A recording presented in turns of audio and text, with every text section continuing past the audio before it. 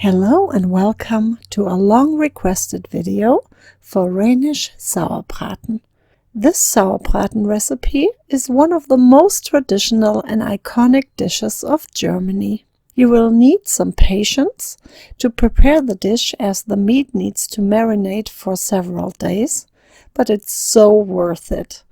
The meat and the gravy have stunningly rich flavors and are extremely satisfying.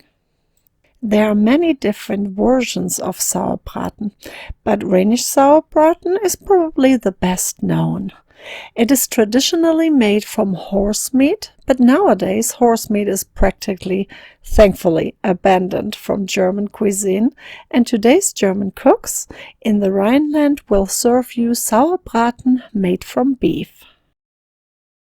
We start with the ingredients for the marinade: vinegar, sugar, coarse kosher salt, bay leaves, cloves, allspice, juniper berries, and red wine. And as always, you can find the link with the complete ingredient list and printable recipe in the video description. We also need some vegetables, and I already cleaned and cut the onions, carrots, celery root, and celery stalks. It is important to bring the ingredients for the marinade to a quick boil so the flavors can develop. Add all the ingredients for the marinade to a medium-sized pot and bring the marinade mixture to a boil and then set it aside to cool. I already rinsed the meat under cold water and place it into a large bowl or container, preferably one that you have a lid for. Pour the cooled down marinade over the meat, cover and place it into the fridge for at least 4 days, but I recommend 7 to 10 days.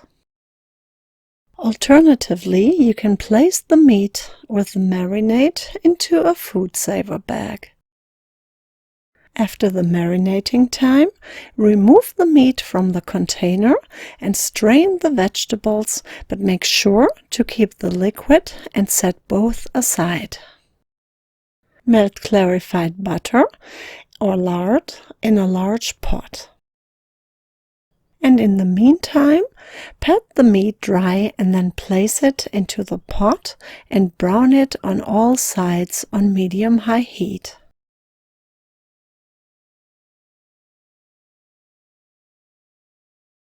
When the meat is browned on all sides, remove it from the pot and set it aside. Add the vegetables to the pot and fry them on high for a couple of minutes. Then add the marinade liquid to the pot and season with salt and pepper. Crumble the pumpernickel bread into the pot. Alternatively, you can use Printen or Kräuterprinten, which are a special gingerbread variation, or so-called sauce gingerbread that you can find in online shops, or honey cake, which you could bake yourself. But you will never find ginger snaps in an authentic German Sauerbraten recipe.